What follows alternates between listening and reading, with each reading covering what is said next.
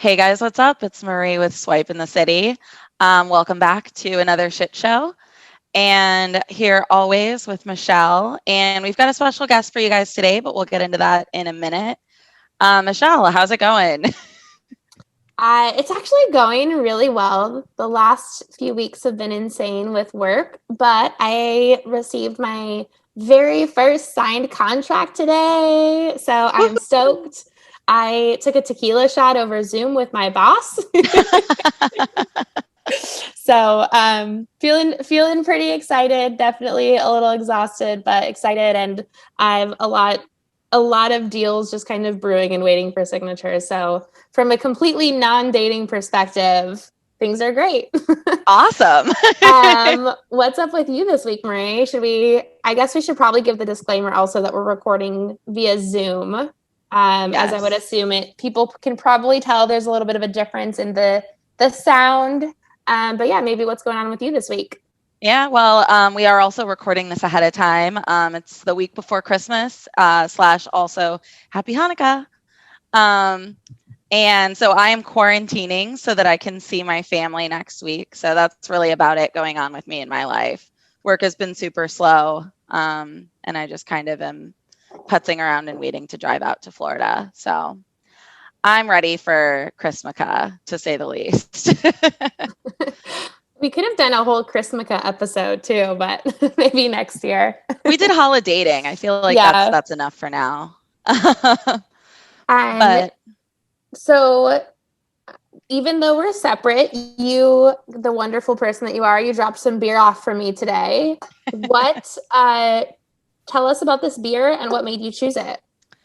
Well, I went solely for the name. I did have it once before, like I think a couple summers ago, randomly chose it for the same reason, and remember not hating it. So we're going with Mama Tried, which is a Citra IPA by Brazos Valley Brewing. And I haven't been there before. Have you? No, is it?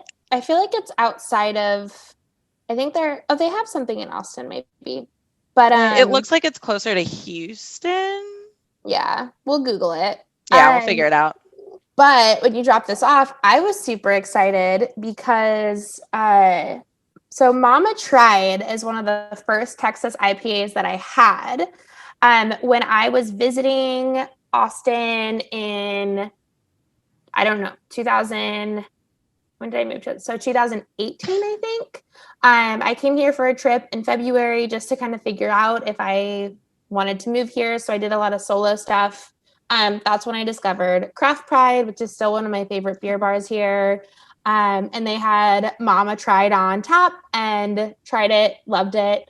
But so yeah, it's one of those beers I pick up every once in a while when I see it because it has a little bit of it's part of, what convinced me to move here. So when it showed up at my apartment, I was really excited. Poof, the beer fairy. Well, and I chose it because so our special guest today, Marc Schneider, who is going to be our expert since he's a psychologist and knows a lot more about the human mind than we do. We just bullshit. But he is my stepdad. And so I chose it because there wasn't a stepdad tried. So I went with Mama Tried since he married my mom. So Marc, tell us a little bit about yourself. I'm old. I'm retired, but I have had a lifetime career in psychology. I worked for 13 years in the largest jail in the country for a single campus location. And I got very familiar with drug and alcohol abuse during that time. I then finished up my graduate work and was licensed at that point. And I've been in private practice and also worked for a psychiatric group until retirement. And so your focus is mainly addiction and recovery, right? Well, I'm a generalist, but I know particularly about drug and alcohol abuse, yes. So watching us drink is a little bit odd. I was I've gonna been say around maybe lots of people that drink. Including my mama. Awesome. Well, we're super stoked to have you here, Marc. I've been kind of like spitballing some different ideas with Michelle for a little while. So we're glad we could make it happen, even though we have to be over Zoom.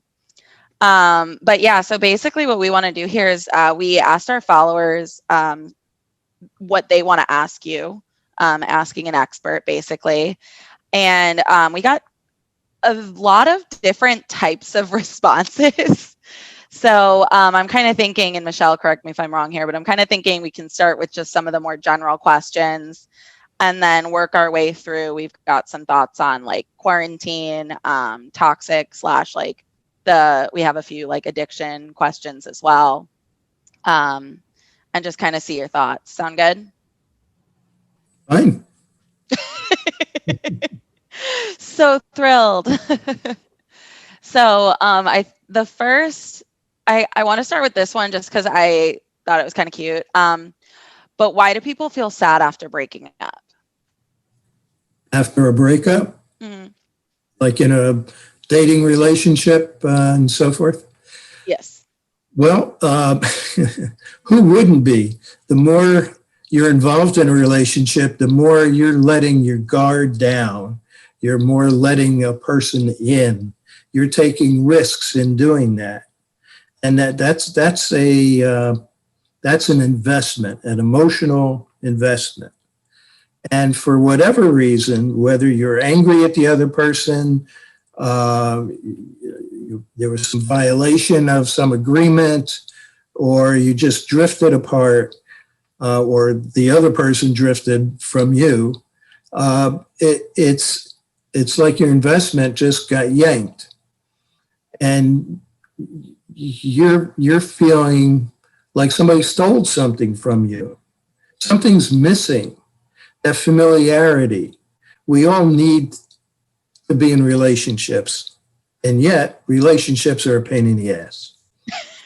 You can't live with them. You can't live without them. And as a result, there's a bit of yo-yoing that goes on. You're in the relationship, and it has its own ups and downs within it. And then when you lose it, it's just an exaggeration of what was happening during the relationship. Sometimes it wasn't working too well. Then that becomes the tagline to your relationship. That's when it just was the downside to, there's different things. People will just decide that, well, we were good together for a while, but it doesn't work any longer. Not necessarily that they met somebody else, but merely they are going down their path in their life, and the other person was a nice accompaniment for however long that was, and then you continue on your own path. And therefore, even if the other person doesn't want you to, or you don't want them to go down their path, it's still individual people sharing time until they don't. I couldn't have said it better myself, which is why you're here. Well, and I feel, that is highly relevant for, like, at least for me, for my serious breakup. It wasn't that there were we were together for almost 6 years. It wasn't that there were any missteps on, either side, but it was more of that we were the right fit for that period of time, for that period in both of our lives. And then it got to a point where we weren't the right fit anymore. But like you said, you're still investing, you're still losing something that has become part of who you are and become part of, your day-to-day, your family, all of those things. So it's still, of course, of course you're going to feel sad. It brought up a question that I have that I don't think we have on here, but what are your thoughts on maybe what causes people to jump into a relationship really quickly and really really jump into maybe like putting a label on it, or saying this is my boyfriend, this is my girlfriend, really quickly, rather than people who maybe take some more time to work through some of the other things that kind of accompany that. Any like kind of thoughts on that, or maybe again like the psychological perspective on what causes that? Neediness. The person is needy at that time. And, there's also, for some people, it's going to be because they have a personality disorder, or a leaning in the direction of a personality disorder. And with that is an exaggerated form of neediness. But we all have those tendencies. We all kind of maybe meet somebody, maybe we put on the brakes to not say, she's my girlfriend, I just met her yesterday. But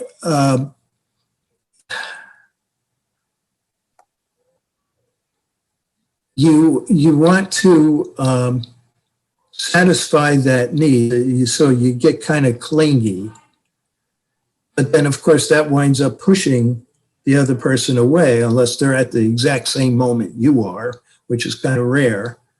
And so people who are so needy will blind themselves to what intellectually they know shouldn't be happening. They shouldn't be calling them boyfriend or girlfriend too soon.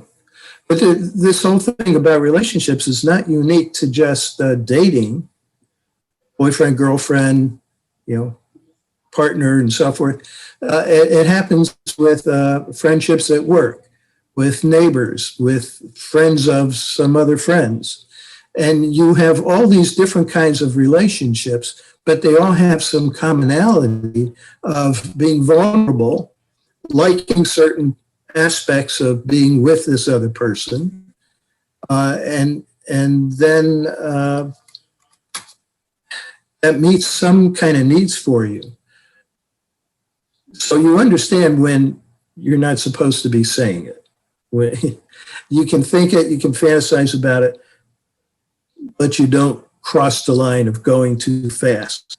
When you do let it go too fast, that implies more neediness. Can we, taking a pause back, just because I don't know if everybody has like the background, can you define personality disorders for us really quick?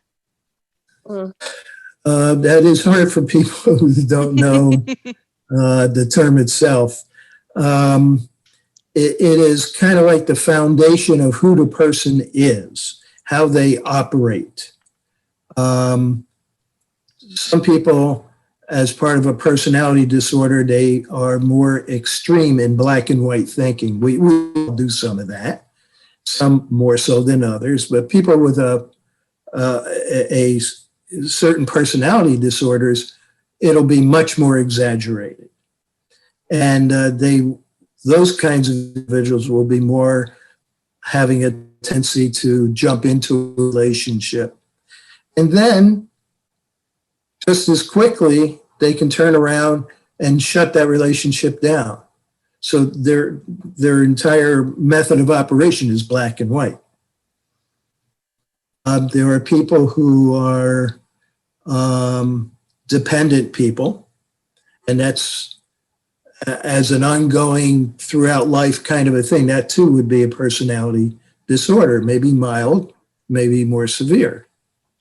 That kind of give you a flavor of that? Yeah, I think that makes sense. Michelle, any sound good? Yeah. Before we jump on? I think that clarifies it. Yeah, I mean, this is going to be so interesting because I feel like there are so many directions we can go off of, like every question and every thought. And so, yeah, Marc, whether you like it or not, this might not be your last time on the show. But I want to make sure that we're addressing the questions because we're so thankful that people did respond and ask them. Mm-hmm. So let's keep moving through the questions. And if there ends up being something that like we really want to dig into, that could also be a follow-up app for sure. Cool. Yeah, I'm good with that.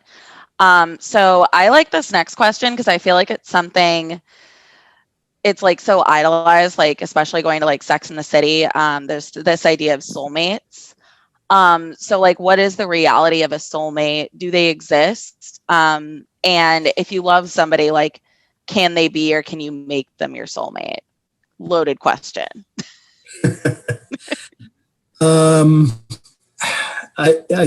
You have to first recognize that terminology like that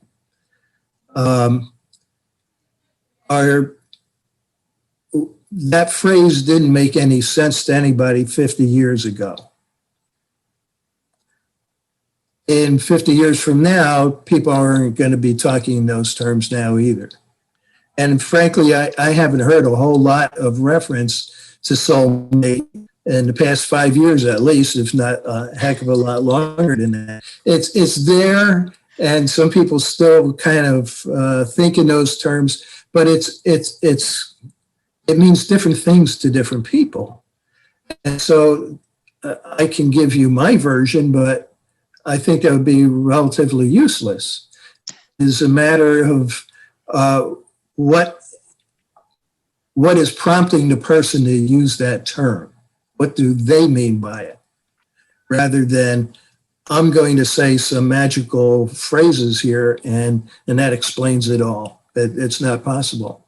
So I think the issue of soulmate kind of bumps up against this neediness and latching on to someone.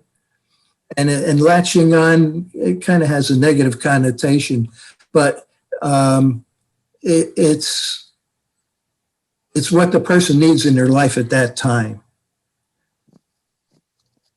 So it kind of even ties into what we were just talking about with almost like this, like jumping into relationships, or can they live separately? Well, I think it's a combination of what you just said, but it's also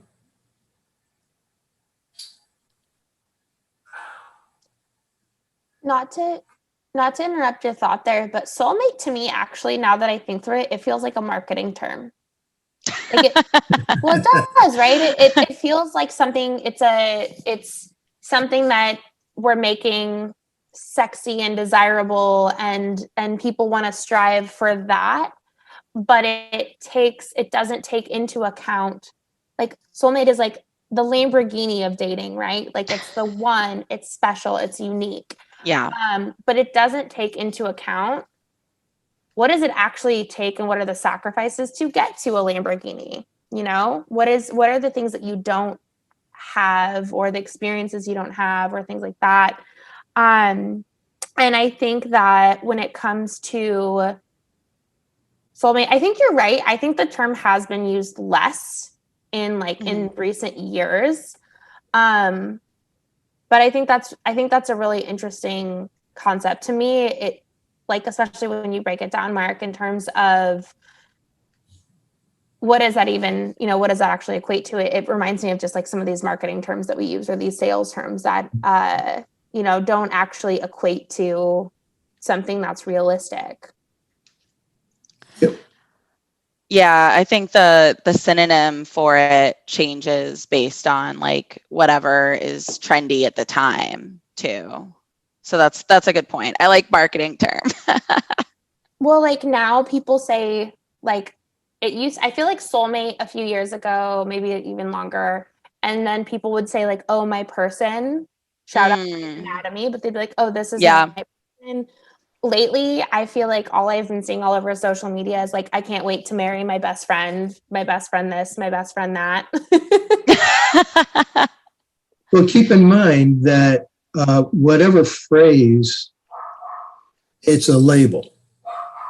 Yeah. And label, for some people, it's going to be like a shorthand to say whatever it is they're intending to say. But the reality is that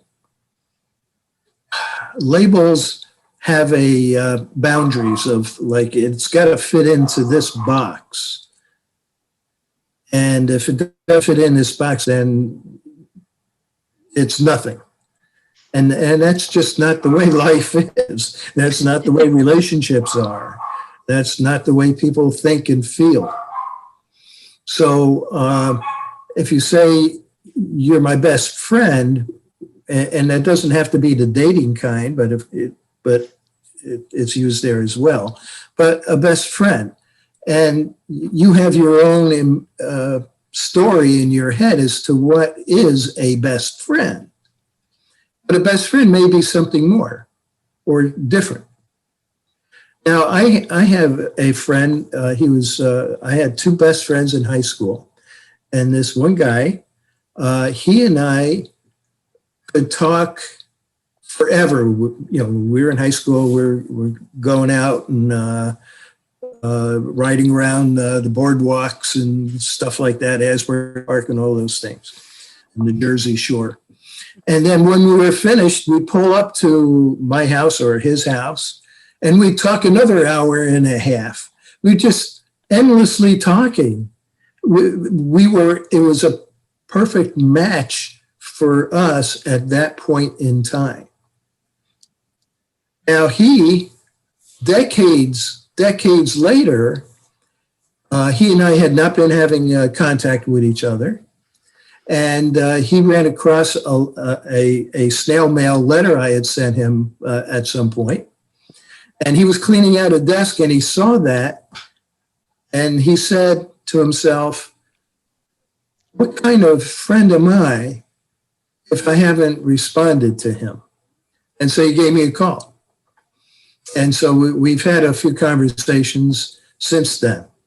So in his head, the concept of friend and best friend helped a relationship. For some other people, it may be too narrow a term for them, and they don't know, they can't reconcile their feelings with what they want to do.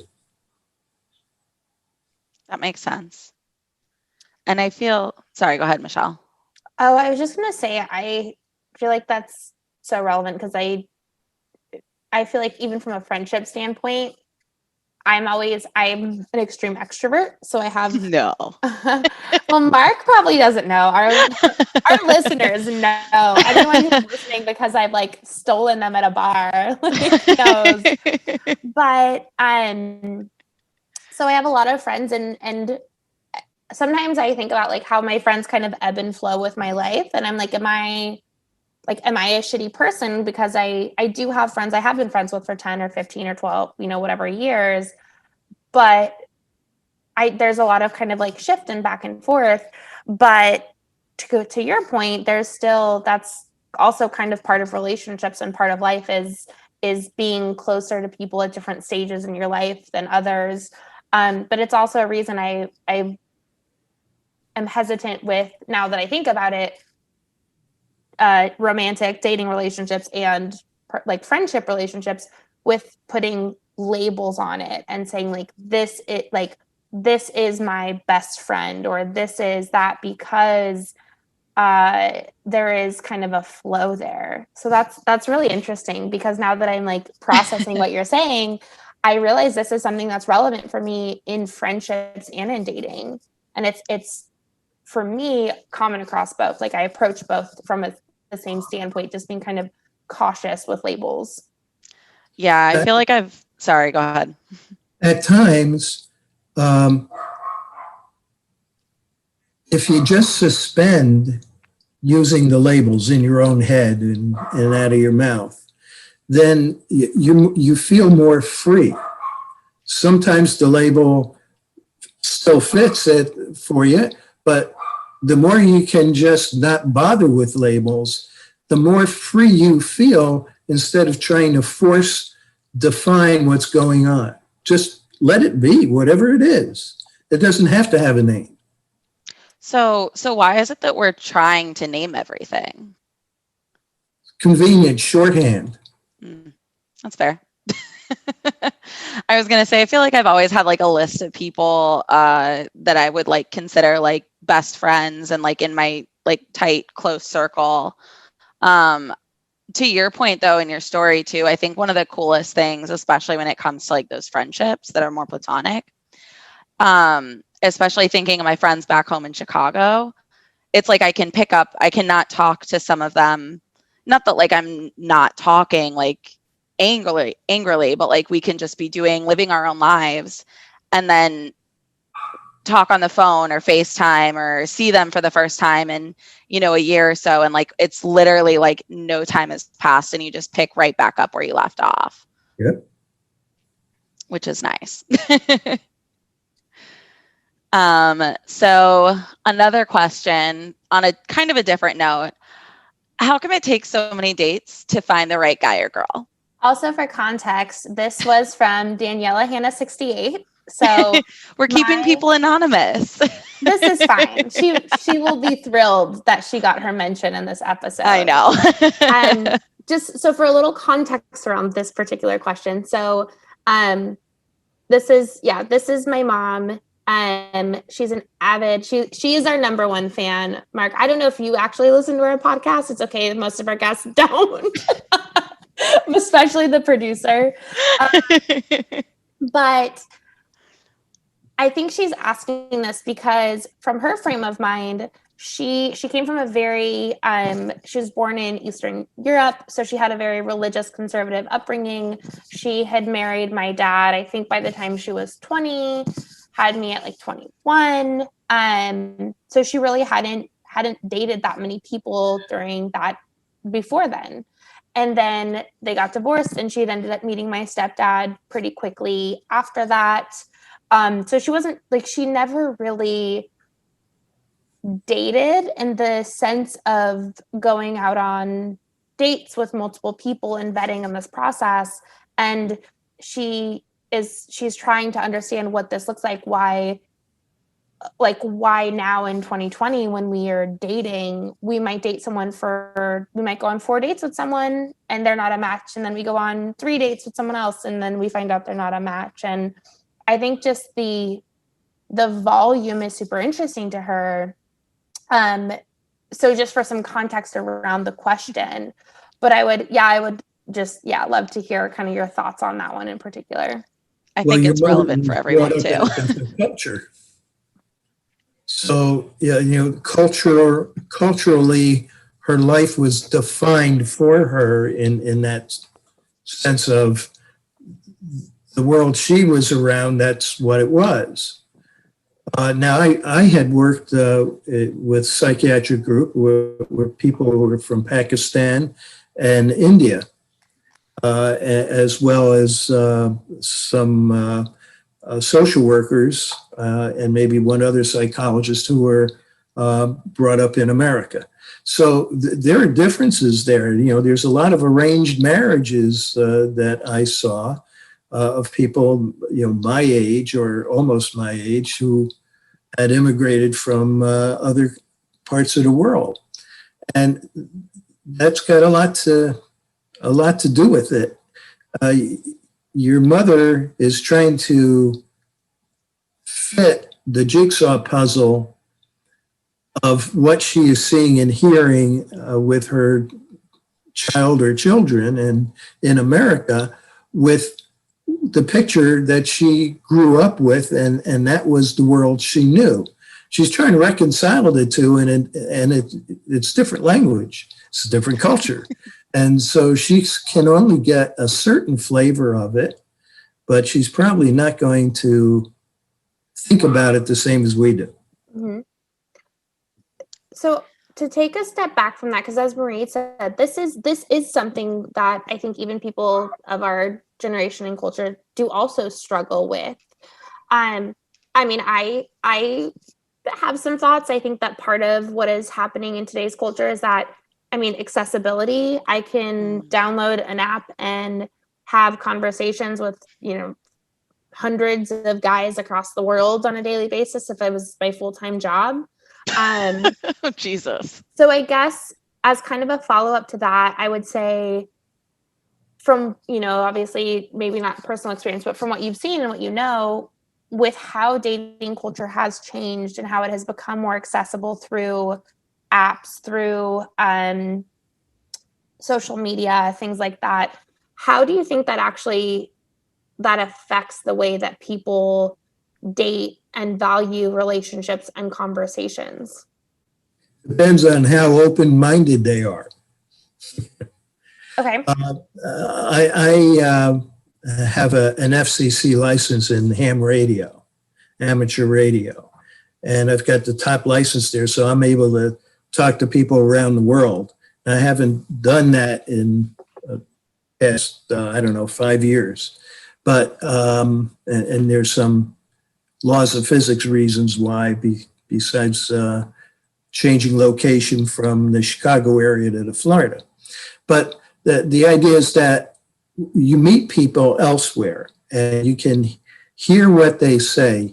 You can have the conversations that we're having with other people elsewhere around the world.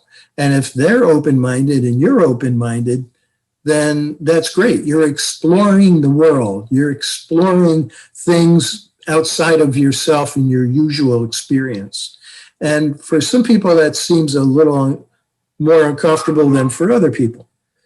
Some people relish the uniqueness, the ways of operating that never even crossed your mind. And for other people, it's kind of like, no, I just want to do what I've been doing with the people I already know. I think that's a really good point. I haven't really thought of it quite in that capacity, because sometimes like I think about it in the sense of just, obviously like I've dated a lot of different people, whether it's been like one date or like actually like relationship kind of dating.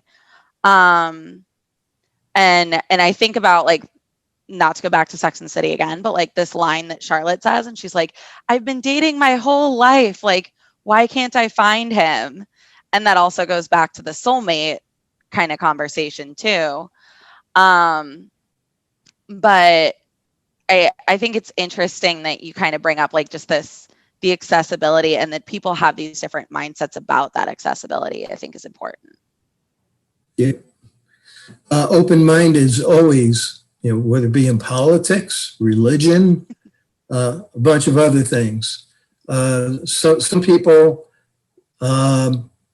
they spend so much time trying to measure and evaluate based on their own, where they come from, instead of open-minded. See, that comes back to labeling. It's all this kind of, when you throw all that out and just be, and let the other person be. And that's what the exploration is in a new relationship, is you're uncovering things about another person. You're discovering them, and you are providing the opportunity for them to do the same about you. That makes it fun. I love that. Like that just makes me so happy. I was literally trying to type it out to quote it. I'm going to do it when we listen back. I want to circle back to, because part of what I was getting at with accessibility was, are you familiar with the term analysis paralysis? So essentially you're trying to evaluate, and this is for the listeners. So essentially when you're trying to evaluate too many options, you can't make a decision. Yep. And I think that is, overwhelmed. And I think that's something that really impacts dating, because 20 years ago, if I'm choosing between the guy at the bar who has like a shy smile and is drinking like a good beer, or the guy who is like pounding shots and smashing like Coors Light cans on his head, if those are my two options, I'm like, obviously I'm going to talk to this guy. But when we look Which at guy? Depends on the night. Depends on what her needs are at that particular time.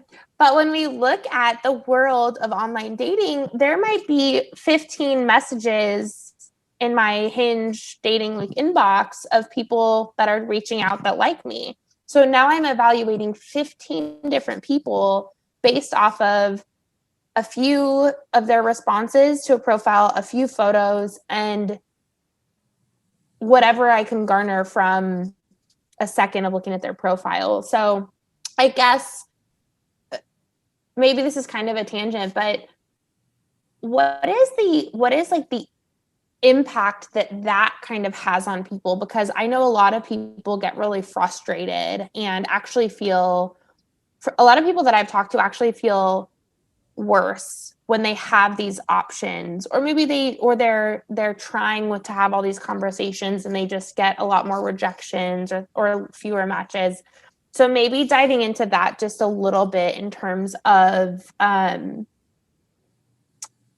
guess, one, like, why is that so challenging? And then two, how can we do better? How can we feel better? How can we process better? So that's again, a loaded question.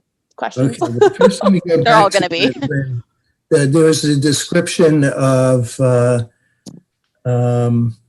dating somebody for 4 times and then you deciding he's not the one or something like that. That implies to me it's a hunt. And when you're hunting, as instead of just being, it's automatically going to be artificial. It's not going to feel right. It's not going to feel free. And that's going to put a lot of people off, actually. So it's like, well, I got this biological clock. I got to find a husband by, July. That's not going to make a relationship happen any better. It's funny you say that. I was just talking to Michelle the other day about how I'm like, I don't feel like that. Why don't I feel like that? Should I feel like that? The clock is ticking. Well, now that was just one version is about, the biological clock thing. But your point is how people want a particular relationship with a particular person. That about right? So I guess more so so I guess what I was looking at was just the sheer process of dealing with volume. Information overload. Overload. Let's start with that. Again, why do you have that volume? Are you feeling the need that just comes from your own head that I have to go through each one and assign 1 through 5 or 1 through 10 or what? Are you looking specifically for a date and you're doing it by text and email messages and still pictures? I think Zoom is a great way to kind of go through some of that. But if you're doing it like, well, I got to sit down here and go through 50 before the weekend, that's not going to go well. Wait, Marc, are you saying that we shouldn't have a quota for dating? My sales team manager would probably disagree. I'm just kidding. I'm very sarcastic. When it's not fun anymore, then you're doing too much. You have to go at the speed that you're feeling at that particular hour. Not just a general point in time of your life, but from hour to hour, you may be feeling more playful or more adventurous, or you want more of a sexy guy this time, but you want somebody who's more intelligent that time, or whatever. Can't we just have it all? and if you're seeing all these numbers, 50, 60 people contacting you, that isn't necessarily the best way to go. But if you're going to go that, the mediums that you're choosing, you just, where are you at right now that hour? And then you'll see if somebody jumps off the page to you that they seem more playful, or they seem there's something that piques your interest, and the rest you just don't bother with. I just love this. Like, I feel like this is so Marie, like, I feel like this is so relevant to some of the conversations we've been having, especially over the last few weeks. Like, Yeah. I like, so Hinge is an online dating app, and I basically just the last few conversations I had, I was like, I'm not invested, I'm not putting energy into this or time into this. And so I didn't delete my profile necessarily, but I removed the app from my phone, and I was like, I'm going to take the next couple of weeks. I'm not going to even check those messages or look at them. And in the new year, I'll decide if I want to get back on the app. But it really just comes back to what you just said about deciding, okay, what is it that I need, whether it's this hour, this day, this week, getting through the end of the year, whatever it is. I think you bring up a really good point about being really self-aware, and being self-aware around your needs and desires, because those are different. Desires could be a good transition into our next question on here, Marie. I'll let you bring that one up. So excited. Well, So what? that was a short segue. Yeah, she's like, let's just change the subject. This question's good. Thoughts on having sex too early, or should you wait longer when you're dating somebody? And like, what are the mental effects on this? Talking about guys or girls? Because we know very well there's different universes that kind of come together on that. Let's go with both. I think it was asked by a girl, but I say we go with both. We don't want to segment those guys out. All right. Well, certainly I've heard, and it's been played up in movies and so forth, of the third date, you got to have some kind of sex or something or other. Some kind.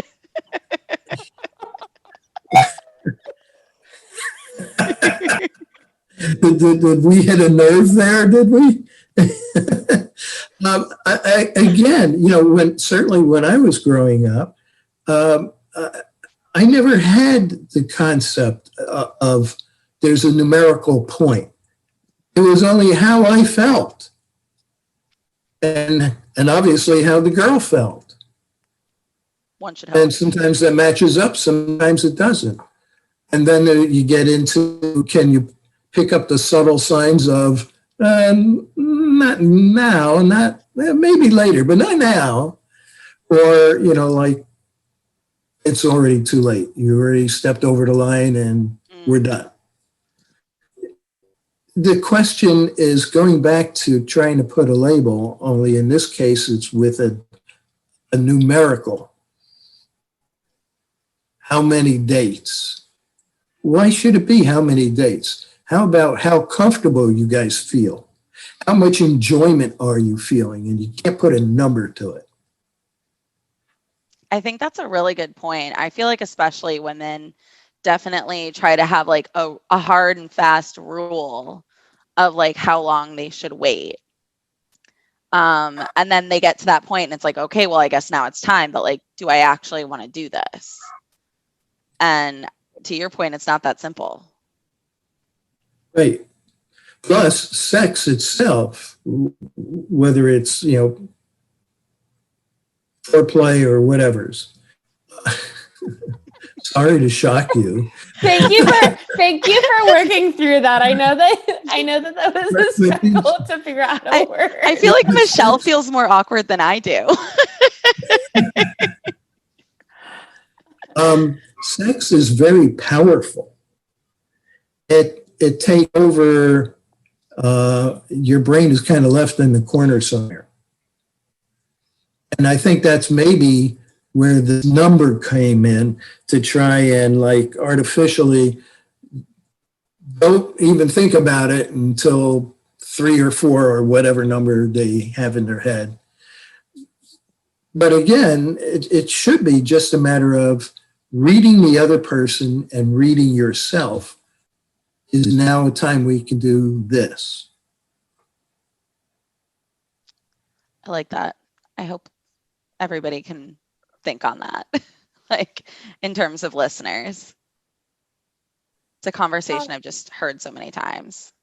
Well, yeah, and I feel like I've heard it in a lot of times of like, oh, I would never sleep with someone on the first date. Like it's like, well, That's okay. crazy. What if you have a really good connection with someone and you feel comfortable and you're an open person? Then it's like, that's a decision between you and that person, and you're making in that, time. Where I do think that, like, yeah, people have this, like, the third date thing, I feel like is like dated but still common. Like, people still kind of have that in their heads. Or just silly, like, I feel like people have a lot of silly rules that they've heard, and they don't actually do like a check-in with themselves to be like, am I following this because this is like how I feel? This is my standard. This is what I'm comfortable with. It's just like, oh, this is what's acceptable by my friend group or my family or my social circle, rather than kind of just checking in with themselves and saying like, hey, and one thing, at least for me, that I check in with myself on, it's been a day, per usual, is like, am I making this decision because this is something that I really want to do and I'm excited about and I feel comfortable with? Or am I making this decision because of other reasons? And then thinking through that. And I think that's kind of something to keep in mind, right? Outside of rules and things like that. It's more so like what you said, level of comfortability with someone, interest, mutual respect, consent, of course, all those things, Mark. That can happen within, well, I mean, maybe not 5 minutes, but God. but I'm just saying, like, that can happen, very quickly, or that can take 6 months. 7 minutes in heaven. There you go. For our speed dating events. Yeah, shoot. No, I was going to say, I feel like there's even when you hit that number, I've talked to friends who, oh, well, I waited 3 dates or 6 dates or whatever it is. And whether it's because something happened, that maybe like the relationship didn't end up working out, or just like almost an immediate reaction, but then they just suddenly feel like really shitty. And it's because it's not about the number. It's not about the label that you're giving it. It's about everything else. But unless we have any final notes, I say we segue into the next question. We're good. Like before I turn, I'm like, Michelle's giggling more, but I'm like turning the color of her shirt. So, so this one's interesting, but so if I still respect somebody, no matter what happens, does that make me too forgiving? Should I not give a fuck? I'm guessing that somebody hurt this person. Sounds like they've been hurt kind of bad. Try that again. I'm not catching what you're saying. If I still, yeah, and this is pretty much me reading verbatim. If I still respect someone, no matter what happens, am I too forgiving? Should I not give a fuck? If she respects a person? Yeah, I think it's kind of taking like respect and forgiveness in the same bucket.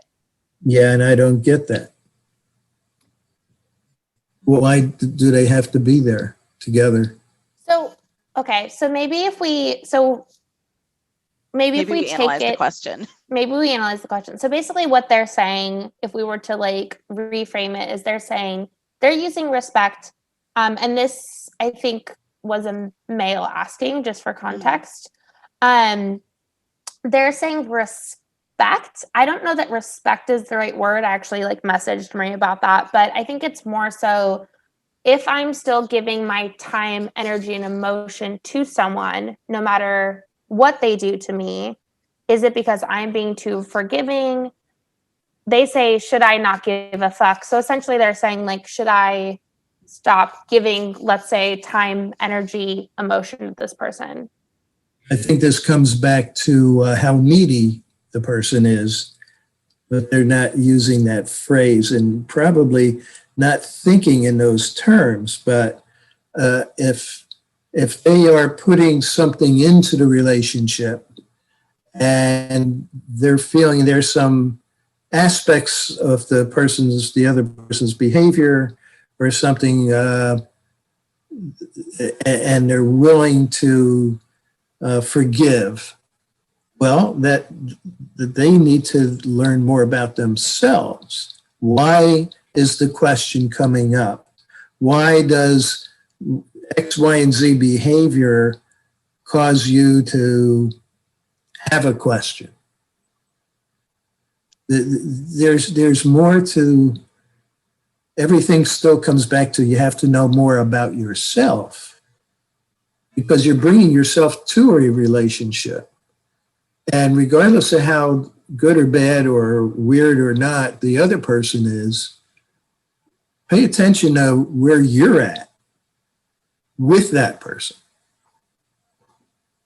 I think that's fair. I think kind of the other side of the question too with forgiveness, if he's meaning forgiveness, is kind of the question of like, where do you draw a line? And like, can you forgive somebody, and just because you forgive them, does that mean that you should still tolerate their behavior if they're, I'm trying to think of like, say somebody cheated on you, like, do you forgive that? Are you worried they're going to cheat again if they do cheat again, if it's like a repeat behavior? Right.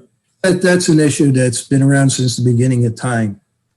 I had a young couple who came in for marital relationship issues. And it turned out that both of them had cheated on each other.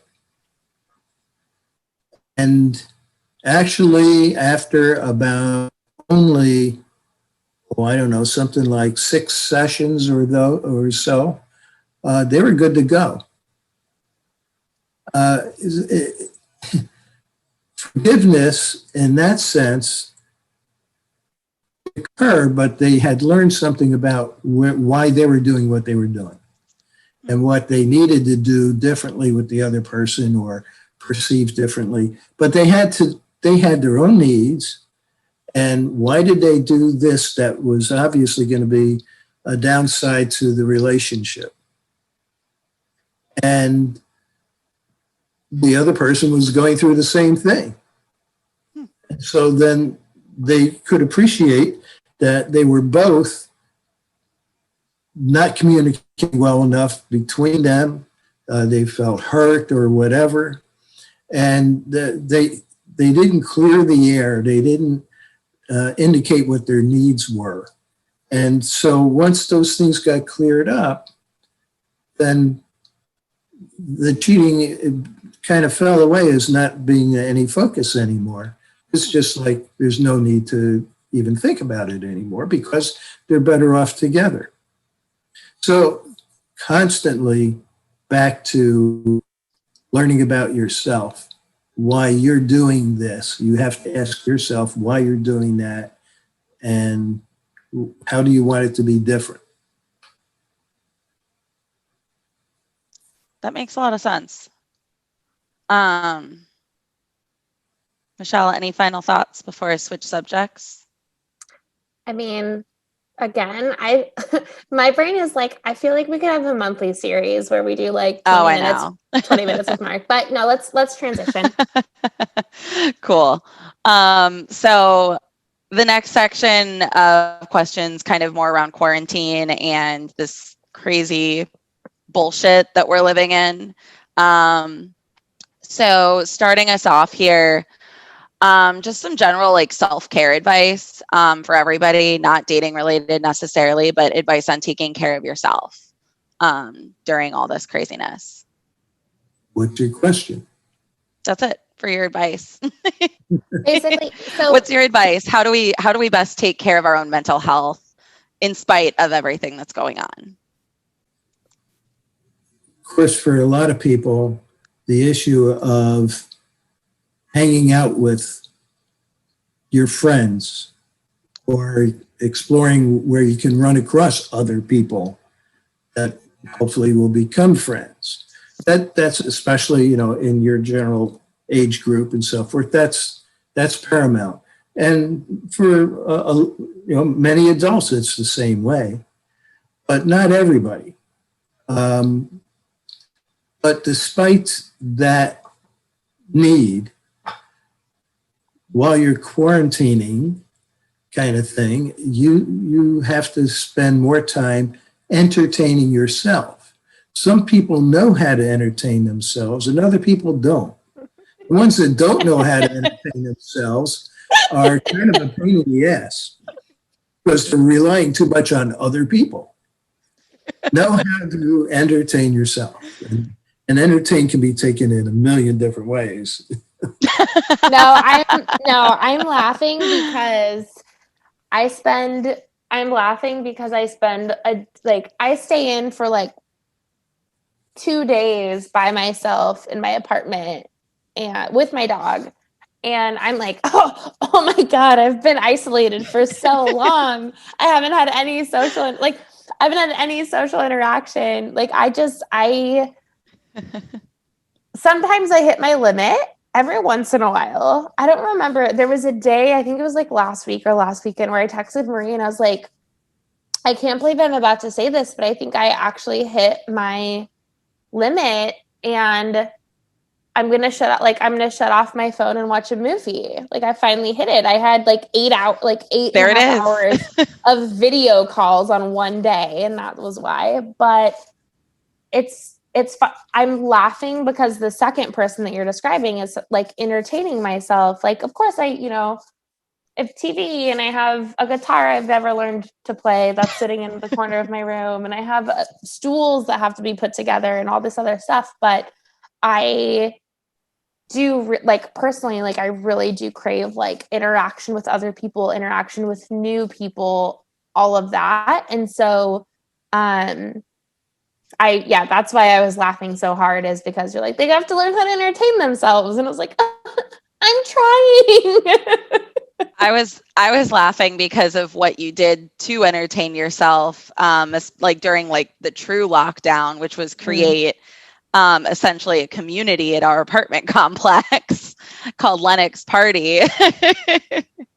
and she's now known as the mayor of our apartment complex because she managed to bring all these people together on Friday nights, from their balconies to like take shots together. Right. You know, I think Zoom is great for coming as close as you can without flesh. And it does help, but it's things are not normal. No. Yeah. And so some people get depressed the longer they don't feel connected, the more depressed they get. But to me, that still comes back to, especially when you're depressed, you need to be able to entertain yourself. So, the more hobbies you have, the better. And I've always pushed that with patients all the time, regardless of why they're coming in for therapy, is that hobbies are important. That's something you like to do because you like to do it, not because you have to do it, not because you have to do a certain quota to do it, not because you are being graded on it. It's just for you. You like it. I have a variety of hobbies: woodworking, ham radio. I certainly do Facebook kind of stuff and so forth. There's other hobbies, gardening and so forth. Everybody needs to find their own. For some people, it's going to be painting. For somebody, it's golf. So outside of hobbies, what would you say? What would you say are just some key things for? Again, this is like taking like putting dating and relationships aside. Like, what are some key things that people can do to, again, just like adapt and adjust to this new normal? Hobbies, yes, of course. Whether, like you said, whether it's baking bread or painting or making TikTok videos, if that's what you want to do. I'm just saying, like, whatever it is. But when we take it to like really managing like depression and anxiety, are there any like recommendations that you have for people to like check in with themselves and just besides, like, I mean, I started therapy during quarantine, but I mean, just other ways just kind of simple things to check in with themselves on like a daily basis, or habits to keep an eye on, or anything like that for being in less social states, being in isolated states? Short answer, I don't have anything to say on that because it's unique to each person. Yeah. And so, when you're aware that you're depressed and you're kind of, you feel trapped, your house or apartment has become your jail. For some people, then that's their clue, that they'll try and find some comedy stuff or stand-up comics or whatever on Netflix or Hulu or whatever's. For other people, it'll be that, well, now's when I will get deeper into one particular hobby. Mm-hmm. Yeah, I think that's great. Yeah. I think anything too, like you mentioned, like comedy, stand up. I feel like even just like the act of like laughing, like changes my whole outlook. Like if I'm having a shitty day and then somebody just like does something that just gets me like chuckling, and then I feel like I'm like automatically already in a better mood. And it's obviously not that simple, but just a little bit here and there. And your mother and I do that all the time. You laugh at each other. Which, by the way, I heard her playing. I told Matt to tell her to be quiet. I heard her screaming in the background because she's playing Speed. I know. I was like, is she yelling at him? What did he do? We're talking about mental health. Maybe she shouldn't. So in terms of that, though, I'm trying to think. So we talked about people being isolated alone. I'm going to kind of go in a little bit of a different order than your sheet here, Marie, but go for it. For people who are in relationships and living together, any advice that you have for them outside of, of course, each of them could in theory have like individual hobbies. It depends. I know some people living together in a studio right now, and I'm like, I personally, you would have to do it. I don't think I could do it. I think I would be in an Airbnb by myself with Blue, and probably a foster puppy. But do you have any thoughts or advice for, like you said, you and Marie's mother like laugh all the time, right? Do you have any advice for people who are living with someone? They're both maybe like working from home. They're in the same environment. Yeah. And they can strengthen. How do you do that? We're saying it. For the individual and for the couples, going out into nature is always a plus. Now, you can't, if you're up north and it's, a foot and a half of snow or something like that, Mother Nature is probably working against you. But for some people, that doesn't bother them, and just being out there is fine. Maybe they have a downtown area, or they're in a bigger city where they can see window displays if the company hasn't gone out of business yet. But the idea is being out, get away from your jail, and specifically nature, when you can. So like when it was better weather, you go out and you walk, and you can walk in the same path that you've walked 1,000 times, but you can look at something differently on that walk. You can look and see the architecture of the houses, or how good certain people are doing the landscaping, and what methods they're using. Maybe you're going to use landscaping like that, and whatever. Oh, I didn't know Harry had that kind of a car, and you discovery, and it's a freshness, a newness from your monotony of just being locked up in your confining space. So what you're saying too is put your phone down when you go on said nature walk or hike. You should put your phone down as much as possible. He's going to remind me of that next week when I'm home. I mean, we're going to have to do a follow-up next week. I'm already ready for it. I've got all the It'll be the Marie and Marc show, right? yeah. Oh, I'm sorry. I'm being replaced on the podcast. Marc is the co-host of Swiping the City.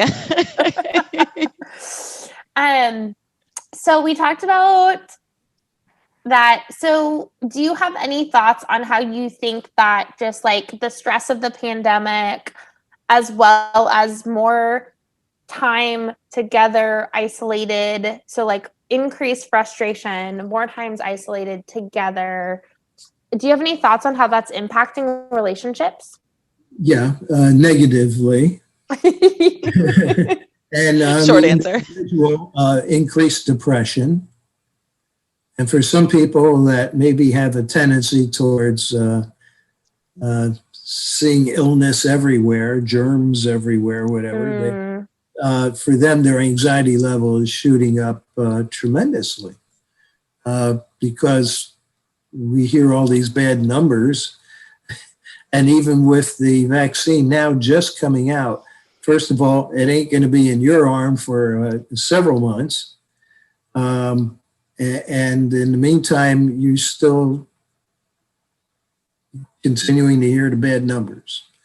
So anxiety goes up. And some people spend all day long, every day, looking and listening to, 25 ways about what's negative about the virus and the politics.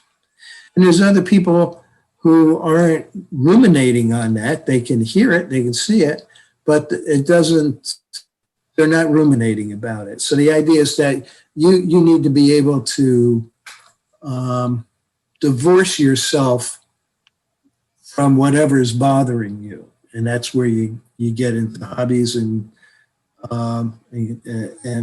going out in nature, but it's also within your own environment, your own little locked up environment.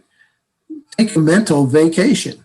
Go someplace else in your head, as long as you don't lose track of reality. Are you saying do drugs? Yes, I take drugs, but not free drugs. I'm just kidding. No, I think it's funny because like I talked to Matt, my brother, about how like you guys have you and Miriam, my mom, have the news on all the time. And like it's too much for me. Like I look at headlines and I look at what's going on so that I know what's going on in the world. But for me, like that triggers my anxiety so much. And then I'll just sit here and I'll be like, oh my God, I can't breathe. I've been inside forever. I obviously have COVID because I can't breathe, but it's really just my anxiety. And then I go down these tunnels. And it's rare that I get anxious about any of that. It's rare, you said? Rare. Well, you're a special person. Of course. Well, your mother is more like you. Right. Well, Marc, you and I are more similar, Marc, where You on a date? I don't think we should go on a date. I'm telling Mom. Send her the video. Yeah. Trust me, I'm much less fun in person. Yeah, again, I feel like there's so many, I'm super excited because I feel like there are so many things we can do future us off of this. But I do just like want to make sure we answer these questions. So this is an interesting turn.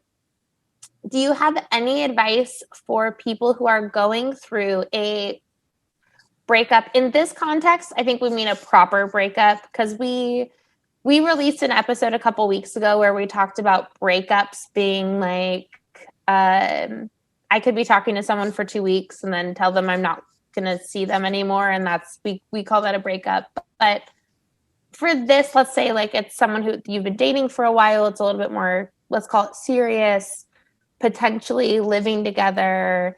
But really just like, even if you're not, like any advice for people who are dealing with and going through a breakup during this time? Depends on what the breakup is about. Is it just drifting in different directions? Is it they've been spending so much time together that they feel lost or bored or whatever? For some people, it could be that old phrase of take a break for a while. For a few people, that actually, relationships that might work out, especially given the longevity of this virus holdup. But this continues to come back to a person understanding more about themselves. So when there is a breakup, why is it happening? And you can be respectful of the other person if you're the one who's taking the action to break up.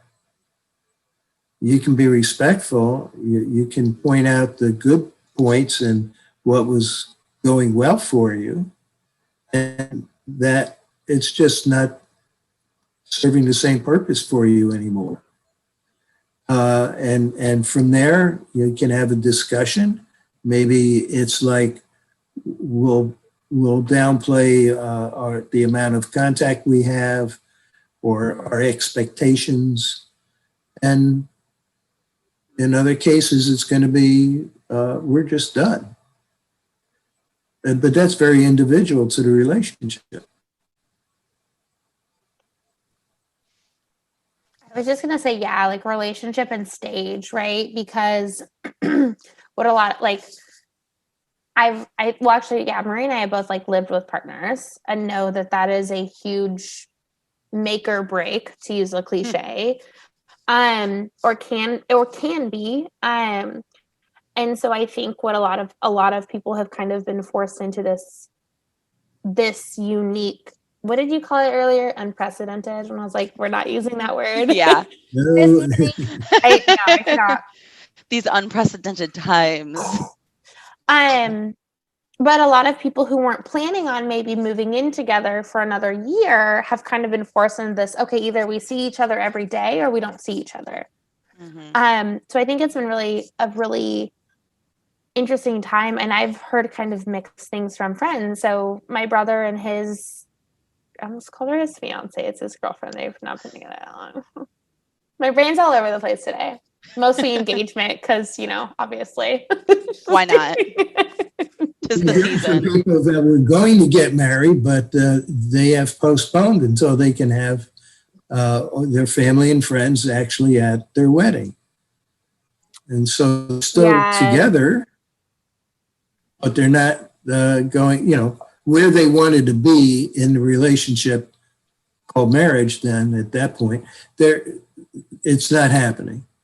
But they can still be what they need for each other. It's funny because I think that comes back to labels, right? I was just thinking that. Not fully, but to like what your point was earlier on labels.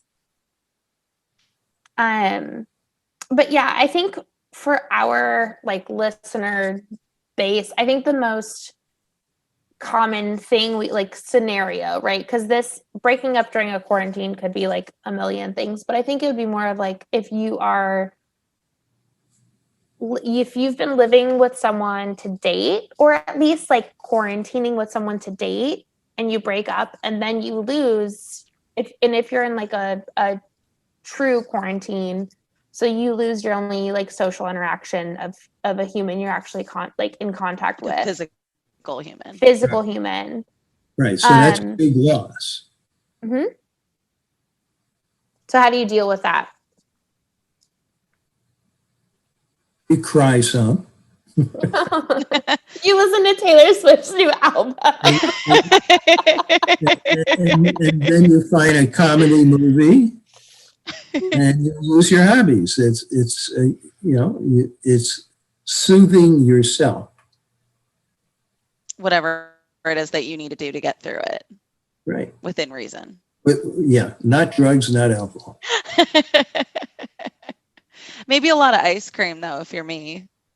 In moderation. Everything in moderation. Anything that can be good, taken to an extreme, not good. It's true. Good life advice. Oh, good, like a true drug and alcohol counselor. I was gonna say that's a good segue, because we're kind of jumping into here, jumping into like some of the more toxic types of relationships. Some of that being like abuse, some of that being with somebody who is an addict, or being an addict yourself. What are some things that people can look for early signs of these types of behaviors? To identify, a person, to identify another person who is being abusing alcohol or drugs. Mm-hmm. Correct. Early signs. Well, when you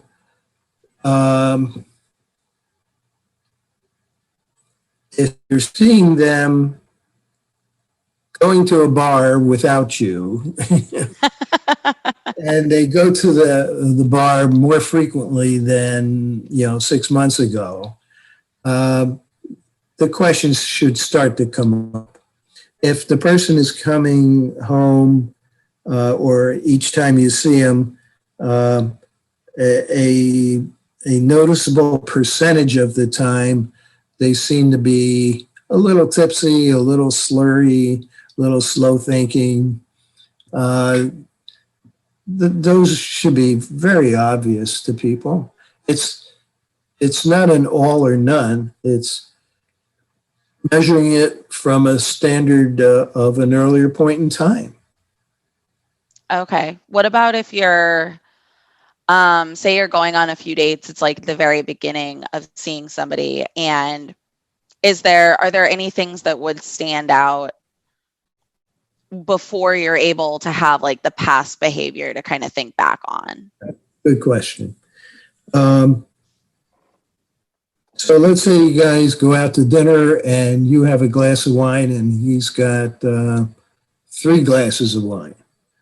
And that's the first date. The second date, or the third date, someplace along the line earlier than later, you see a discrepancy in how much alcohol you're consuming versus the other person, and your impressions of other people and how much they drink and how much this person is drinking. So you use somebody else's history of behavior and drinking to use as part of this measuring stick. Interesting. And the same for drugs or something like that. If they're hanging around places where maybe they did a little exchange, they picked up some pot or something, a little sleight of hand. Dark back alley deals. So these days, marijuana is not treated the same as it was when I was growing up. But still, if they are excessive in using it, if it's affecting their ability to drive or to interact or to falling asleep when they're supposed to be presumably awake and interacting with you, these are clear signs. Fair. He says it so plainly.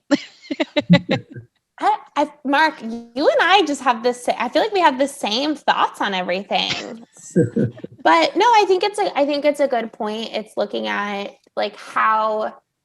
So I guess for one, so I grew up in the Northwest. Like weed is just much more common. But I've also seen. I've seen family members go to jail and to rehab, and I've seen a lot of everyone says like, oh, it's just pop. But for me, I've had some really,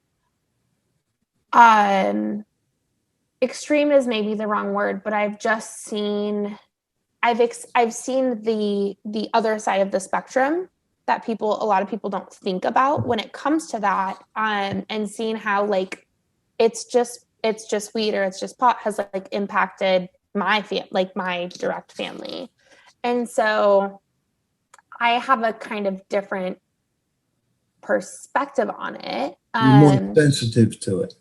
I'm more sensitive, but also it's also comes back to what you said. Like for me, because I personally don't smoke. If I'm dating someone who smokes, cool, whatever, not a big deal. But for me, if someone regular cigarettes or funny tobacco. Funny tobacco. I actually totally a tangent, but for me, regular cigarettes are a deal breaker. I actually lost my grandma to lung cancer last year. So that has become something that before I wasn't as sensitive to, but now I won't. But what you brought up that I thought was really relevant was like, how does this impact their life? And then also like Marie, we've talked about in previous episodes, does your use, let's say drinking specifically, like, does it align, right? Yeah. Are you the type of person who wants to go out on a Friday and have a few drinks? Does that align? Is that are you guys on the same page about it?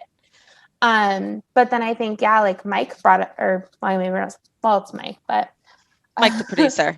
Mike brought up some really good points around addiction in general, and like how it's a really, really tough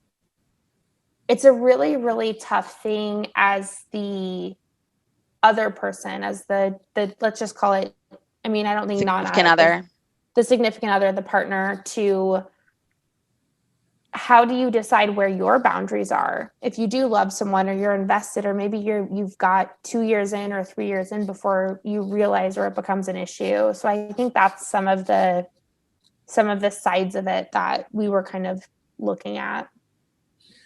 In general, my advice is that when you see somebody that you already are invested in, and then you discover that they are abusive with drugs or alcohol, how long has that abuse of substances been going on for that person? Is it relatively recent, or something that is a lot longer, but they were good at hiding it from you, or you just weren't observant enough? There's this old story of women marrying guys and then wanting to change them. And your question kind of goes in that direction somewhat. Basically, if this person that you're invested in, you have found to be abusing drugs and alcohol, you can kind of give not an ultimatum, but a serious discussion that the relationship won't be able to continue with things like that. And they can seek treatment in whatever form they want to do it. You can't force them. It won't work. And the more you force them, the more it ain't going to happen. So you indicate what your need is. You need it for them to not be abusing that stuff. And if they are unsuccessful or refuse to do treatment, then you're out the door. But it's a big mistake to try and force it. It's just you're wasting your time. It's understandable that you've invested in it. You don't want to lose what was, but you're also trying to avoid having to end it, and for some people looking at it as their failure in the relationship that they chose the wrong person. They were not insightful enough to recognize it. Let all that go. You have to emotionally survive, but you sure as hell can't do it by forcing another person. Yeah, I mean, that hits home for me, obviously, is for obviously listeners who don't know, my dad is an alcoholic. He's still alive. But my mom obviously divorced him in favor of somebody who knows what's going on. But I feel like mom and I have had that discussion, like literally still, we'll probably have it next week, where she apologizes for dad. And I'm, especially now at this stage in my life, I'm like, well, I mean, I'm grateful for everything. If she didn't marry him, I wouldn't exist. So like, I'm very grateful for that. But I see a lot of like what you're talking about, and having seen her go through all of that too. So, I mean, that actually kind of ties into the next question. Like, should you even stay with someone who has an addiction? How do you know when to draw, or where to draw that line that you were talking about? You have that serious discussion as soon as you recognize that this is what's going on. The person may deny it, but you just let them know they need to change. And they can do that by going for some form of treatment, their choice and their effort. If it's not successful, you're not going to stay in the relationship. No matter how much you love them, you have to love yourself enough to not be trapped into a relationship that cannot survive that. Love yourself enough. Yep. I'm typing it, don't worry. I know, I can see you over there. And just for those who, I don't know, try to fill in their own storyline about my attitudes about drugs or alcohol. I used to be a drinker when I was in high school and early college. I could drink a lot of people under the table. Find a Southern Comfort in 20 minutes. Jesus. Straight, yep. That's also gross. And actually, I chose to stop drinking. Not that I was afraid I was. Hi, Miriam. Her ears were burning. She knew I was talking about her. We're still on. Come on in. That? Let her in. Come on in. Join the party. We're talking about substance abuse, Mom. I just chose to stop. Well, I was coming in to see when he's going to come to bed and when you're going to be done, but Bye. I think Whenever. he's enjoying it, I guess. Hi, Mom. Bye. Love you. Love you. You're not supposed to. Also, in the middle of our substance abuse talk, like drinks beer. Yep. Cheers. Wait, Cheers. we didn't do a cheers yet. I know, like I have like a little bit left. You stopped when you were 21, Mark? Is that what I heard? Yep. Ironic. Yep. And so you said you chose to stop. Like, getting back to the conversation before Miriam interrupted us. Yeah, that's it. I just, I decided I needed to grow up. I decided I didn't need to do that.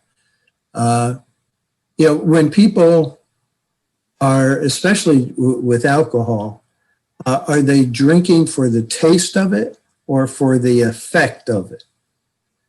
And that's a very clear-cut way of a person being able to determine for themselves, or the person who wants to break up with them if they're not going to get their act together, is, if they're doing it for the flavor, people kind of can cover up some of that with wine. But when it comes to things like bourbon, whiskey, the hard stuff, it's not the taste. They're trying to, I need to relax. And women often will say that about their wine.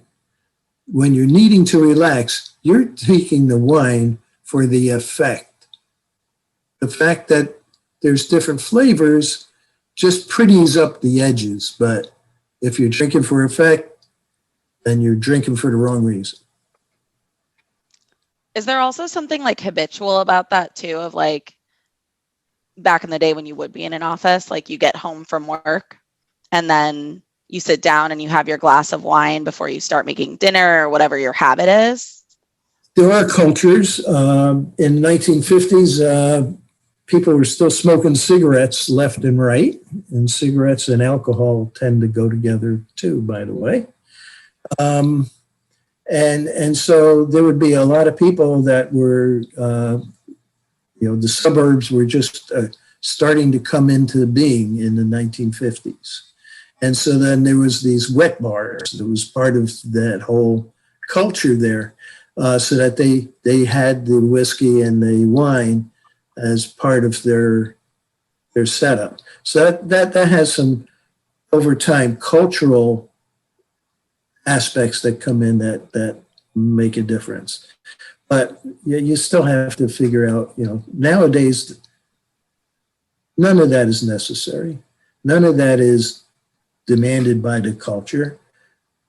You can go and hang around with people who like wine and like to go to wine tastings and all that. And that becomes their cover up if they're drinking for the effect. That's an interesting note. Sorry, Minnie decided she had to be part of this. I mean, do you have any, because I feel like too, if we want to do a follow-up here for like toxic or abusive type relationships, because I think that'd be a great episode. Are there any like maybe more general notes that you have, Marc, on just advice for people in those, either in the relationship or trying to get out of them? Just in relationships, or are you talking about people who are abusing alcohol and drugs? Any kind of like toxic abusive relationship, which can also be tied in with like substance abuse. Okay.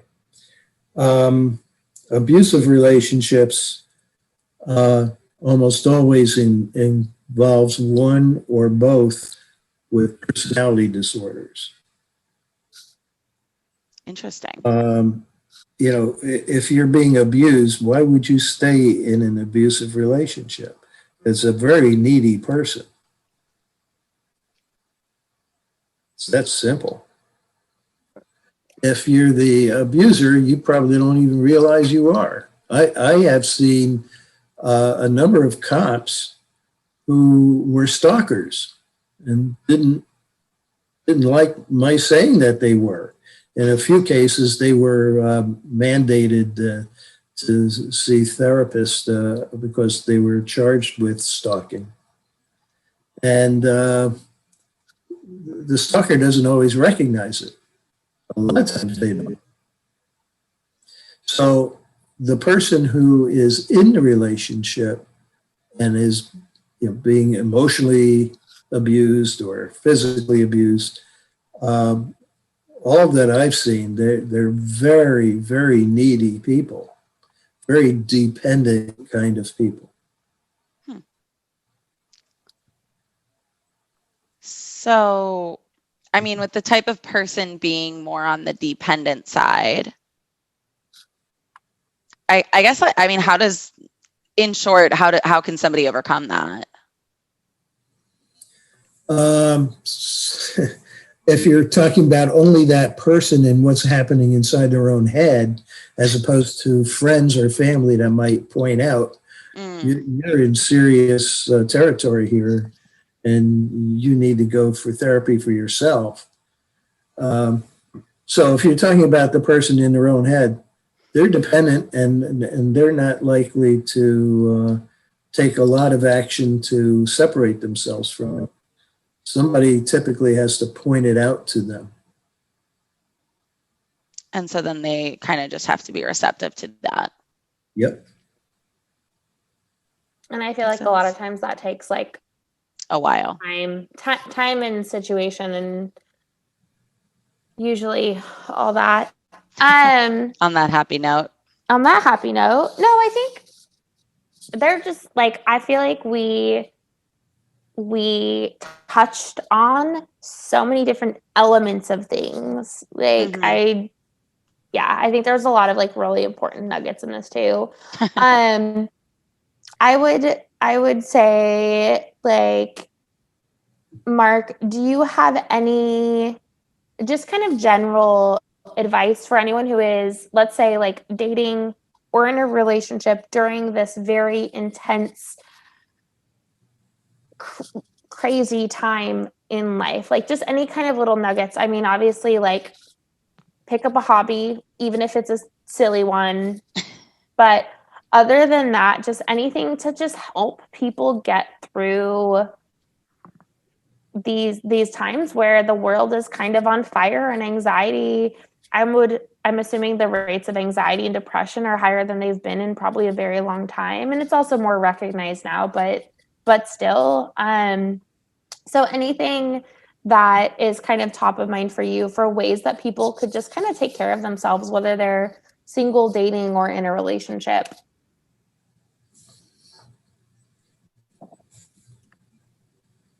I've talked in generalities about the nature and hobbies and all those kinds of things, watching comedy shows or something to that effect. Uh, if you're asking something, well, those things are nice, but uh, there's no magic answer. Mm-hmm. It comes down to the person being able to look in at themselves and decide to take charge where they can in their life instead of just being a victim of isolation, a victim of um, an abusive relationship, a victim of depression and anxiety and financial hardships. There's a lot of people. There's no answer. They're they're trying to survive another day, and some people contemplate suicide. Everybody reacts differently. There's no universal answer. I think I that's mean, the hardest. Sorry, I think that's the hardest thing to hear, but it also, I mean, it just it makes the most sense because I feel like, especially like with social media, like we're bombarded with these like ideas from, a page or a person, and they're like, this, like having a routine or that is the ultimate way to make yourself happy again. And then you try these things and it doesn't work because that's not what was right for you. And then you end up feeling even worse because it didn't work. And then you're like, well, what's wrong with me?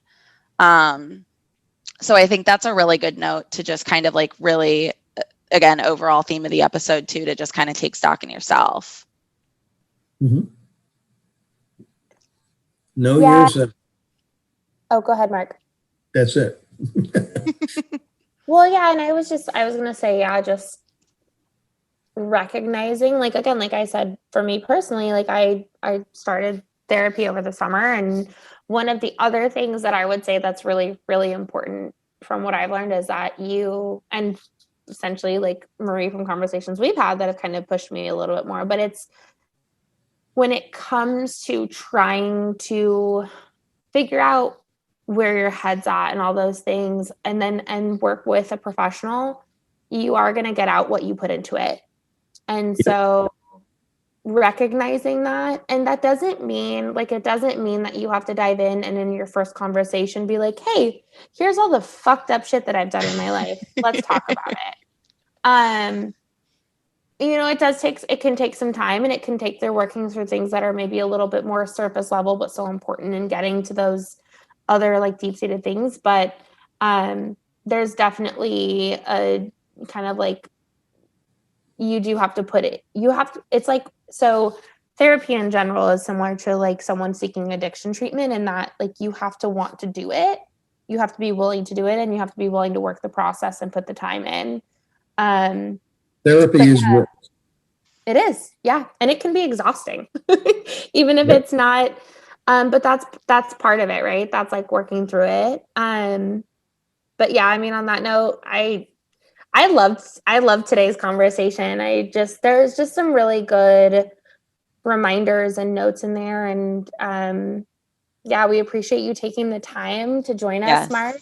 And I absolutely think there will be some follow-ups because there's just so many directions this could have gone. And I think the more we talk to like our followers and our listeners, there are a lot of things that people maybe don't feel comfortable asking a therapist or having a conversation about, but maybe if we can bring to light some of those topics and just have a conversation around them, maybe we can, I don't know, give people a little, I don't know, a little TLC, a little love, a little knowledge.